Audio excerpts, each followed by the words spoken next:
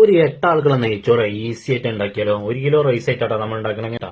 അപ്പൊ ഇതാ നമ്മൾ അരി അളന്നിട്ട് ആദ്യം തന്നെ നമ്മൾ കഴുകി മാറ്റി വെക്കണം. അതായത് 1 കപ്പ് അരി എടുക്കുന്നുണ്ടെങ്കിൽ 1.25 കപ്പ് വെള്ളമാണ് നമുക്ക് തിളപ്പിക്കേണ്ടത്. അത് നമ്മൾ ജീരകശാല അല്ല, ജീരകശാല ആണെങ്കിൽ 1:1.5 മതി. ഒരു പാത്രം അടുപ്പത്ത് വെച്ച് ചൂടായിട്ട് വരുമ്പോൾ അതിലേക്ക് നമ്മൾ 100 ഗ്രാം നെയ്യണ്ട് ഇട്ട് കൊടുത്തിട്ടുണ്ട്. അതൊന്നും ഇങ്ങോട്ട് ഉരുകി വരുമ്പോൾ അതിലേക്ക് പട്ട, ഏലം, ഗ്രാമ്പും ചേർത്ത് കൊടുക്കുക. പട്ട ചെറിയ 5 ഏലും ഒരു 4-5 ഗ്രാമ്പും ചേർത്തിട്ടുണ്ട്. അതിക്കത കശുവണ്ടിയും മുന്തിരിയും കൂടെ അങ്ങനെ ഇട്ട് കൊടുത്തിട്ടുണ്ട് കേട്ടോ. ഒരു ചെറിയ സവാളയും ഒരു ചെറിയ ക്യാരറ്റും കൂടെ അരിഞ്ഞിട്ട് കൊടുത്തിട്ടുണ്ട്. പിന്നെ ഇതാ നമ്മളെ ചോറിലൊക്കെ ഇടുന്ന കൈതന്റെ ഇല ഉണ്ട്, രമ്പായില എന്നൊക്കെ പറയും, കറിവേപ്പില ഇട്ടിട്ടുണ്ട്. എന്നിട്ട് ഇതാ അരി അളന്ന അതേ പാത്രത്തിന് 1 കപ്പ് അരിയാണെങ്കിൽ 1.25 കപ്പ് വെള്ളം.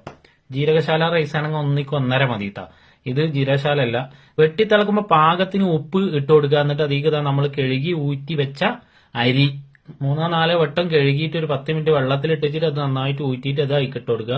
എന്നിട്ട് ഇതായി വെള്ളം ഇങ്ങനെ ഏകദേശം കൊണ്ട് വറ്റി വരുമ്പോൾ അതിങ്ങോട്ട് ഇറക്കി വെച്ചുകൊണ്ട് ആ അടുപ്പിന്റെ മേലെ കട്ടിയുള്ള ഒരു ഇരുമ്പോ ഒരു തവയ കയറ്റി വെച്ചുകൊണ്ട് അതിന്റെ മേലെ ഇത് വെച്ചു കൊടുക്കട്ട. എന്നിട്ട് അടച്ച് വെച്ചിട്ട് ഒരു 15 മിനിറ്റ് ലോ ഫ്ലെയിമിൽ കത്തിയാൽ തീട്ട പാകത്തിന് വെന്ത് കിട്ടും. എന്നിട്ട്